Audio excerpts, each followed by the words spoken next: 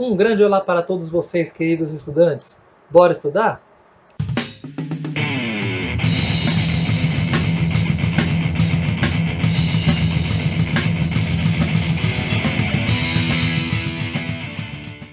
Terminamos a Segunda Guerra Mundial, terminamos a Era Vargas e vamos começar um novo período na história do mundo. A Guerra Fria. O que foi a Guerra Fria?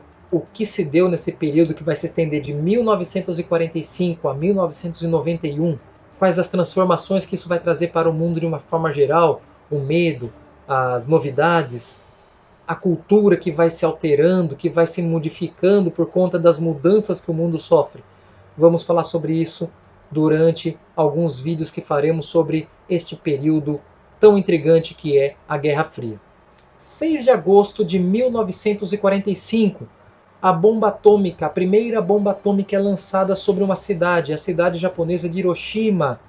3 dias depois, em 9 de agosto do mesmo ano, é lançada uma bomba sobre a cidade de Nagasaki, todas elas no Japão. E você pode falar assim, é lógico, os Estados Unidos queria acabar logo com a guerra, então lançou as bombas, o imperador japonês falou assim, não, desisto, se entregou, acabou com a guerra ali. Se a gente fosse analisar direitinho, mais 2, 3 dias ali de embate norte-americano dentro do Japão, o imperador se renderia também.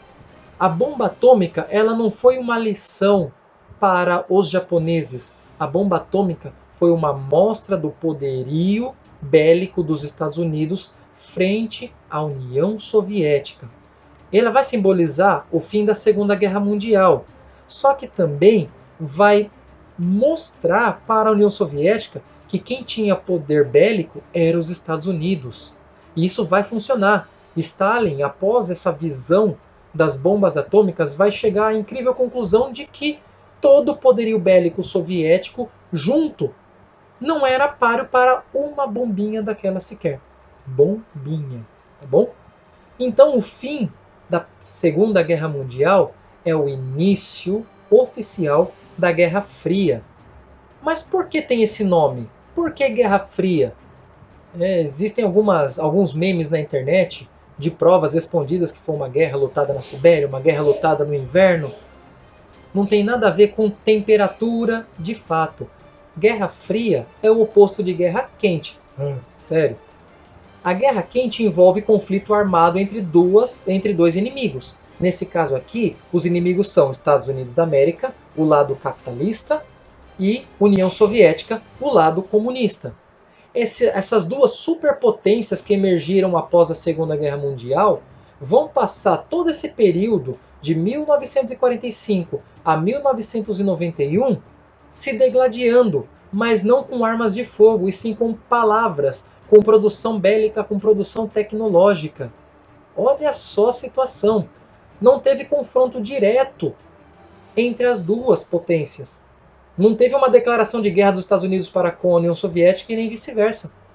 As duas ficavam se degladiando nas palavras, que nem criança birrenta, querendo falar que o brinquedo dela é melhor que o da outra. Ou quando você compra um celular novo e quer mostrar para o seu amigo que o seu é melhor que o dele. É a mesma coisa, os Estados Unidos ficavam mostrando que tem mais armas que você. A União Soviética chegava, fazia uma nova arma, falava assim, a minha é melhor que a sua. E isso foi fazendo com que os ânimos se alterassem no mundo.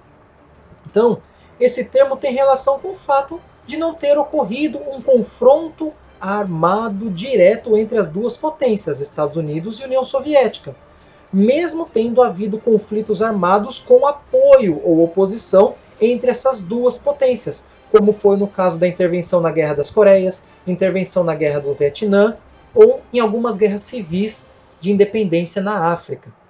O conflito foi baseado mais em ameaças bélicas. Olha o que eu tenho, se mexer comigo, eu atiro. Aí o outro ia lá, fazia uma bomba nova, testava, filmava e mostrava isso para todo mundo ver, como um aviso. Olha só, você fez uma, eu fiz outra. Se você me encher as paciências, eu atiro. E alcança, viu? Esse tipo de guerra vai ser dividido em 3 etapas diferentes, sendo 2 delas com os mesmos nomes. A Guerra Fria é dividida em corrida armamentista, corrida espacial e uma segunda corrida armamentista no período final da Guerra Fria. Esses 3 períodos nós vamos estudar aos poucos nos próximos vídeos. Hoje é só uma introdução. Entretanto, são os períodos que vão causar inicialmente uma tensão no mundo inteiro, depois dá uma certa amenizada, eles começam a competir para ver quem chega primeiro ao espaço, quem lança o primeiro satélite, quem lança o primeiro ser vivo no espaço, quem leva o primeiro ser humano para o espaço, quem chega primeiro na Lua. E depois volta de novo aquela ideia de ver quem faz melhores e mais armas que o outro. E por fim, essa última disputa acaba finalizando a guerra porque acaba falindo a União Soviética, que acaba sendo extinta em 1991.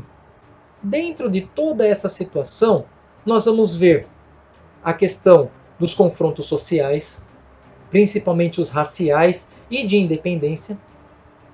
Nós vamos falar aí sobre Malcolm X, vamos falar sobre Luther King, vamos falar sobre ditaduras militares na América Latina e, obviamente, no Brasil, com maior ênfase.